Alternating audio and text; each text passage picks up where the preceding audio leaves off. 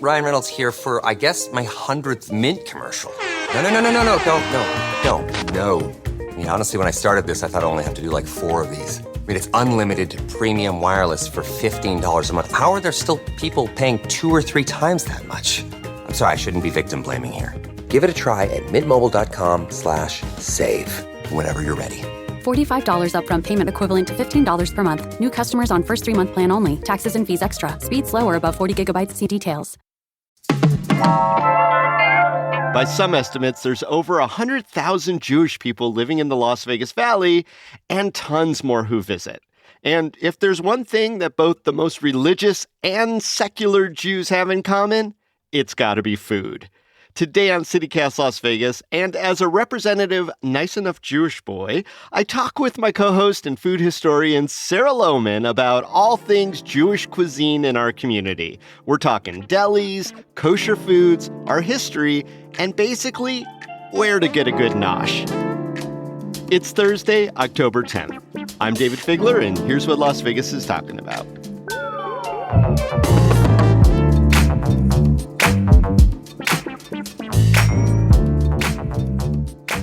First of all, hi, David. Hi, Sarah. Happy New Year. Happy Yom Kippur. It is that time of year. Allegro Sukkot. I think I should full disclosure, too, that I am not Jewish. I just worked as a food historian in New York. I mean, you've got cred. You've actually worked in Jewish spaces regarding food. Lower East Side Tenement Museum, the Jewish American Historical Society. Like, I am actually hired as a Jewish food scholar. And we both share a penchant for Jewish cookbooks, which are fun. Oh, 100%. Yeah. Okay, so what are those quintessential Jewish foods that we're going to be talking about? So even if we're not actively thinking about it, Jewish food is still very much like related to and divided by kosher law, right? We've got our meat and our dairy and our parev, and parev is neither. It's eggs and such. Meat and milk, never the twain shall meet. Exactly. Or milk. You don't mix the milk of the mother with the kid. Generally, that's kind of the Old Testament rule. There's also lots of things that you don't eat if you're keeping kosher, but that's a whole different story. Sure. So we've got our dairy restaurants, and we can think of those as like the bagel places. We, of course, now see a lot of crossover here in Vegas between the bagel and cream cheese places that are also delis. So they're also serving traditional Jewish, like slow-cooked beefs, generally considered like the lesser cuts, but once you cook them a really long time, they become really like fall apart, soft and delicious. I'm talking your corned beef, your pastrami, your smoked meats, of course, your brisket. Okay, so those kind of smoked meats.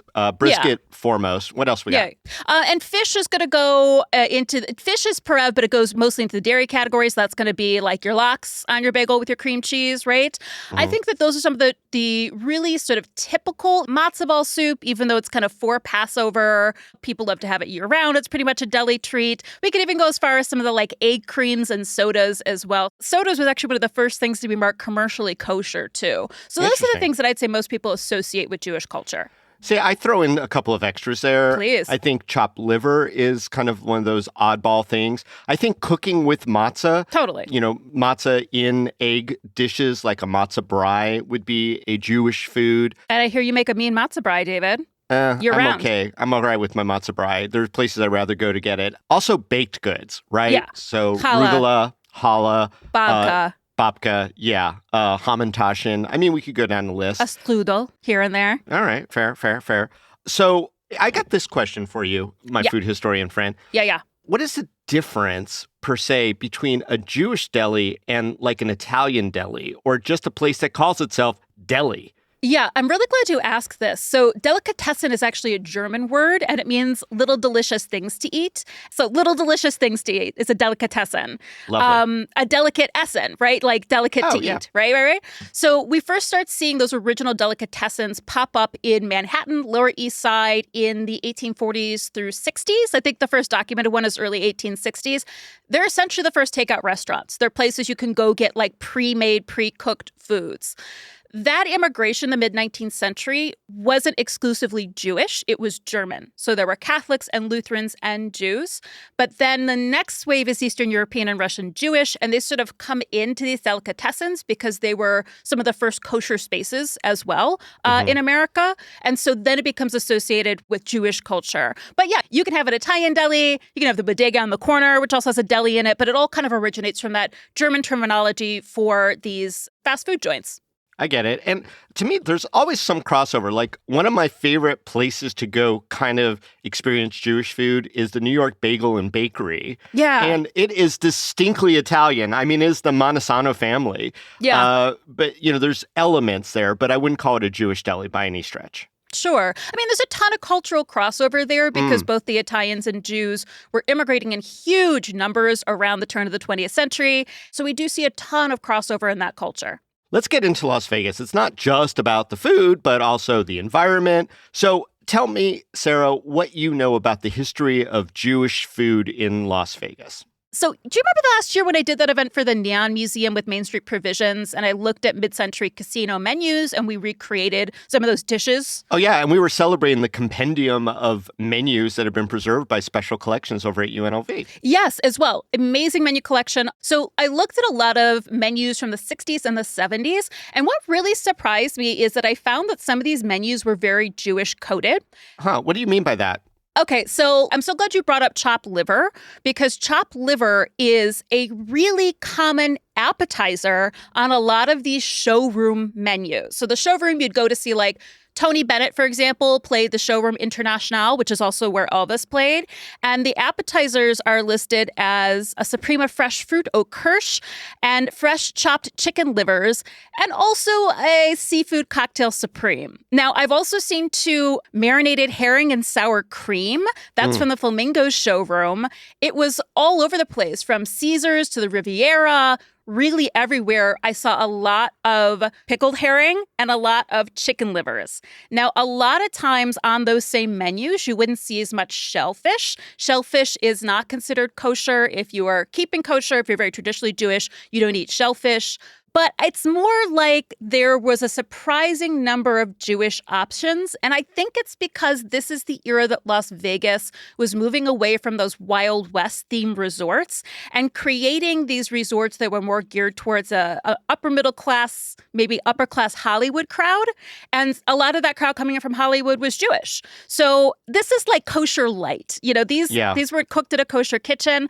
But like if you could pick foods that were both from Jewish culture and were like kosher style would be the best way to put it. There are also a lot of Jewish business people involved in casinos. Exactly. I'm thinking of storied Vegas casino names like Burton Cohen and Ash Resnick and Jack and Trotter. These were Jewish folks who were very instrumental in the transition of Las Vegas to a major international destination, and they were at different properties. And even though on these menus we see a lot of influence of like international cuisine, a lot of French influence, interestingly, a lot of game that we don't see on menus anymore, like local Nevada game, we also see that Jewish influence in the dishes appearing on these menus. But even if they have no other shellfish, they usually still offer shrimp cocktail because that's Vegas. That shrimp cocktail is the universal language. It transcends religion. Had to be on the menu. And culture. I actually wanted to ask you, Figler. I'm not calling you old here, but you've been in Vegas a good long time. Sure. You spent a lot of your wayward youth roaming the streets on your bike. Like, what do you remember about growing up here in Jewish food? Well, I do remember there were some destination bagel places that are no longer around. There was a spot in Maryland Square, which was on Maryland Parkway and Twain in a big commercial area over there called Bagel Boys. Bagel Boys. And Bagel Boys is where we wound up getting a lot of, desserts and obviously bagels. There was a casino, I recall, called Foxy's Firehouse. They had a little fox with a fire hose as their logo. That was right across the street, just on the north side of Sahara, across from the Sahara Hotel. It was a small little casino, but they had a prominent deli counter in there. And that was really something that was pretty ubiquitous in the 70s and 80s, that a lot of sports books and even like poker rooms had a kiosk off to the side where you get a mile-high corned beef sandwich on rye bread, where you would get the pickle, where you would get, the sort of even matzo ball soup coming out of, a very small area. Places like the Horseshoe had one. And there used to be independent sports books that would dot the strip. Was corned beef sort of the deli meat of choice out here? A corned beef was more of the deli meat of choice than pastrami. Yeah. Reubens were available. And, Reubens aren't kosher. They're not They're not. You know, they got no. cheese, they got dairy on it. And they got that Russian dressing on it. Yep. But that was my childhood, remembering going into these maybe a little dirty but not too dirty spots and just getting a lot of smoked meats. So, I mean, there have been efforts. And then, you know, let's not forget to mention that there have been quite a few big name Jewish delis that have set up shop in Las Vegas, past and present. And I want to ask you about that, Sarah. I don't know that any of them ever fully became part of our Jewish community. I'm talking, there was the Carnegie Deli that was at the Mirage. Cantor's was at the TI and for a short time over at Tivoli. There was Stage Deli. Greenberg's, Saginaw at Circa, which is an offshoot of Detroit Zingerman's. I mean, none of them have really, I don't know, seriously resonated. Why do you think that biggies like that don't get ingrained in the local Vegas culture so much? You know, it's not necessarily that they didn't resonate, but operating a kosher-style Jewish deli is really expensive because the expectation is these, you know, mile-high sandwiches. And although that traditionally, like the brisket or the navel cuts of meat were inexpensive, it does take some processing to turn them into, this delicious tender corned beef or pastrami. And serving that much meat in this day and age is very, very, very expensive. Like beef is expensive. It has a big impact on our environment. So oftentimes the margins on spaces like this are really, really, really small. And they often have trouble surviving outside of their original spaces. It's really hard to franchise a traditional Jewish deli like that.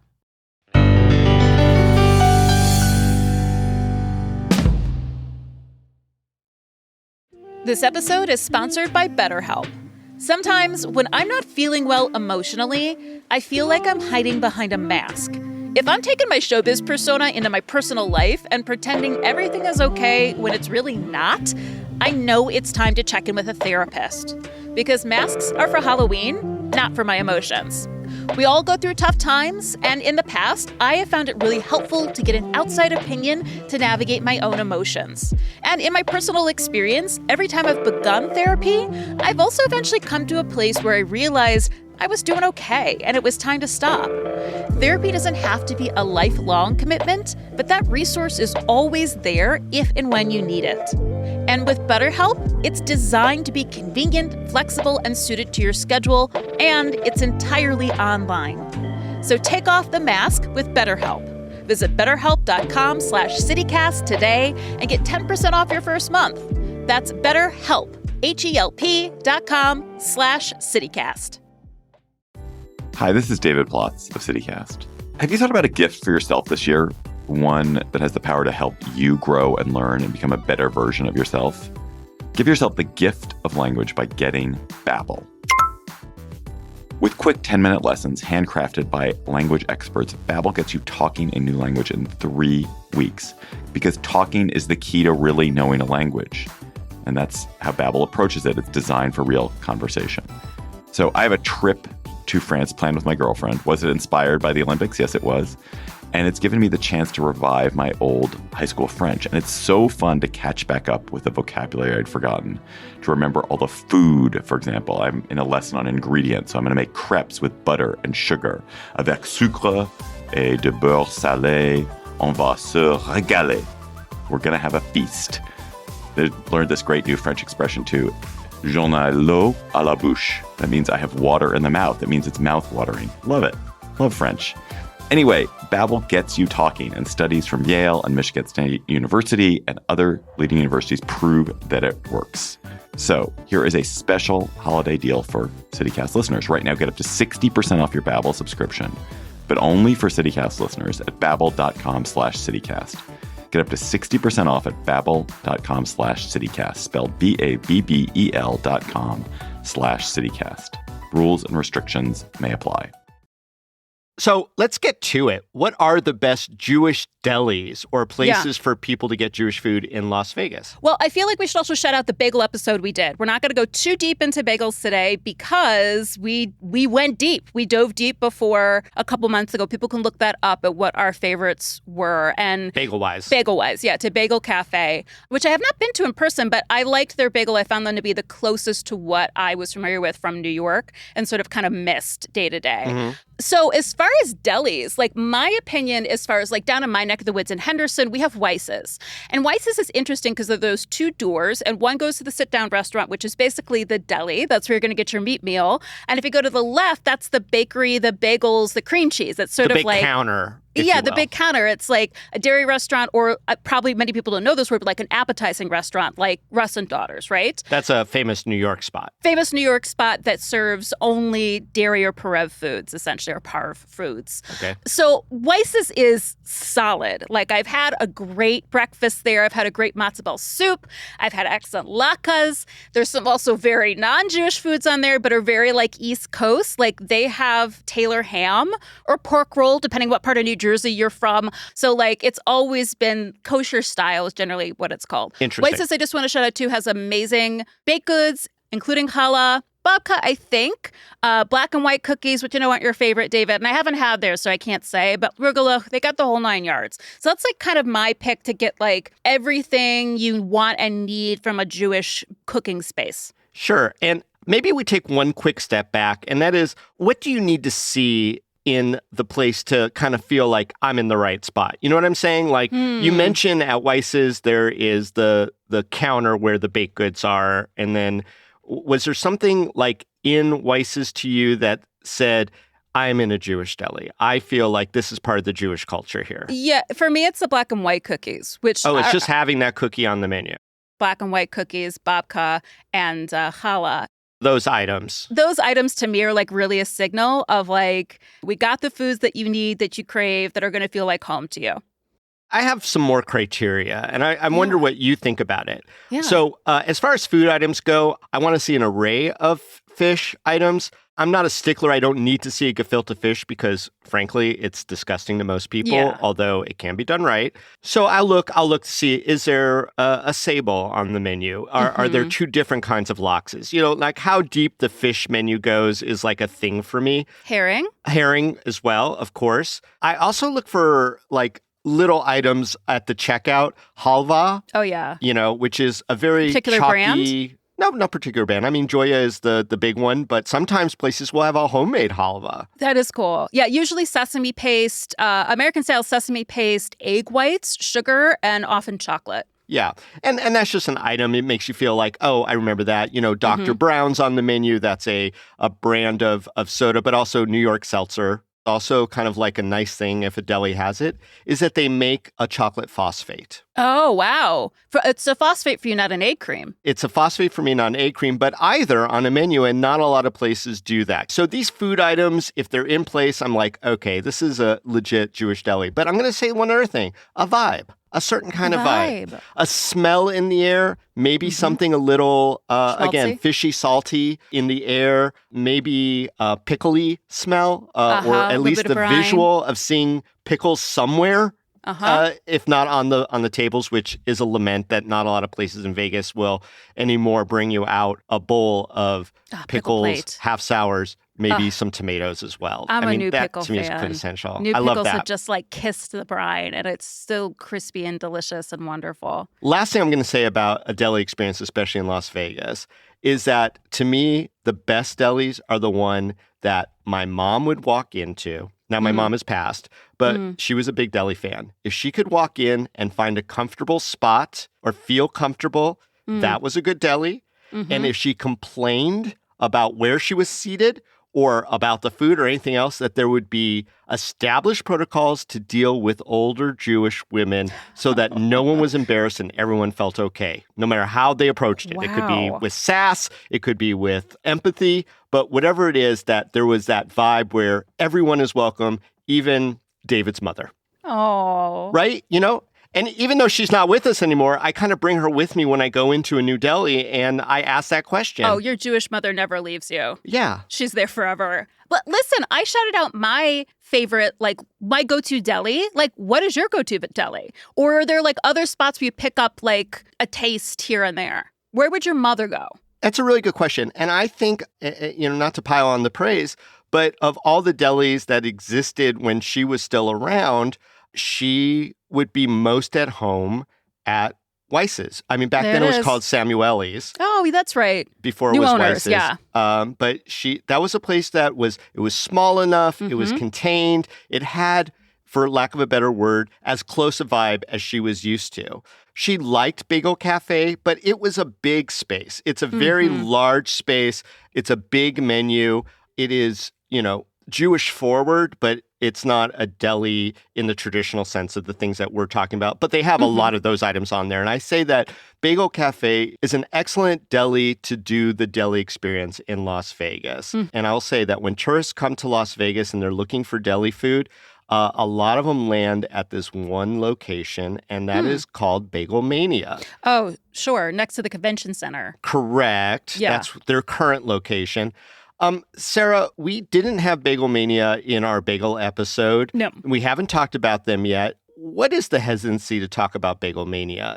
Look, have you ever basically, been there, first of all? No, I have never been there because, my personal reason for not going is that it's the same owners of Pink Box Donut, who are the same owners as Siegel Sweets, and I do not agree with their business practices. Yeah, the family that owns Bagel Mania is probably well known as the owners of the Siegel Sweets, which is a sort of ubiquitous weekly, sometimes monthly, sometimes long-term residences for people. And people could look up our episode on that one. So, let me just say this, Sarah. Yeah. The original Bagel Mania was absolutely my mom's favorite and my dad's favorite deli in Las Vegas Oh, wow. for the last years of their life. So Bagel Mania had been there since 1989. The owner died. The business was for sale. The Siegels purchased it in 2017. They ran it as it was for a long time with the same menu.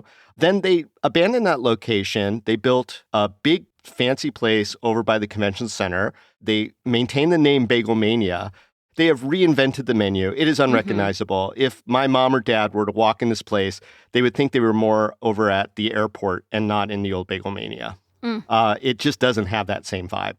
But I did go there. And the food? The food was good. It's fine. The bagels were fine. The food was fine. The prices were okay. But it wouldn't be a place that my mom would feel comfortable walking into. But if you want Jewish food or deli food, it is a fine option. Is there any place on the Strip that is a place that someone who is here touristing or conferencing can hop in and get some good Jewish food? Yes, there are these deli outposts that still exist. If you go to the Luxor, you can go to the Backstage Deli. If you are downtown, some of the owners of El Cortez are Jewish, and they've made sure that there are Jewish delicacies on the menu. You can get a solid matzo ball soup at the coffee shop in El Cortez. You can get matzah brai in the morning. They do have a special Hanukkah menu that they serve. They'll have the brisket, and it comes with challah and the whole thing. So, I didn't know. El Cortez is actually a decent destination any time of year, but especially around the holidays. So, that does exist.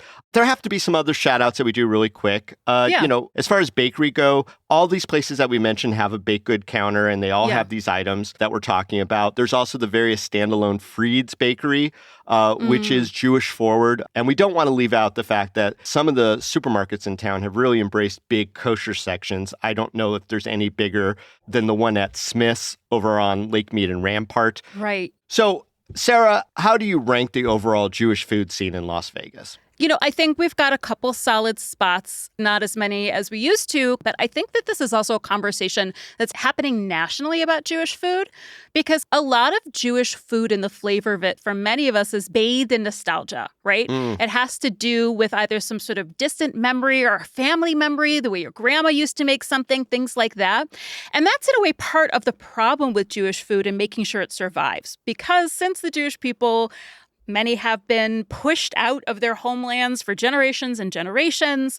Unlike an Italian immigrant or a Chinese immigrant, there isn't that homeland to continue to reflect on and to continue to reinfuse the culture. And so we actually see a lot of Jewish food traditions dying out, because if you have to have matzo ball soup the way that your grandmother made it and your grandmother passes away, then that food tradition is lost.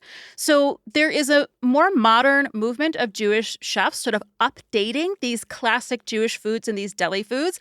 And when this first started happening with like Mile End in New York a decade or more ago, there was a lot of pushback. Like, you can't change this. It has to be a certain way. And the argument is if this food stays stuck in the past, it cannot evolve and it will not survive. So I think we're seeing classic Jewish cuisine struggling a little bit right now, and it needs to reach this tipping point to continue to evolve. I love that idea. I love that there might be some chef out there somewhere willing to come to Las Vegas and try some innovation that doesn't completely step all over your nostalgia. Yeah. Sarah Lohman, thank you so much for joining your thoughts here on CityCast Las Vegas. Thanks, David. And hey, happy holidays.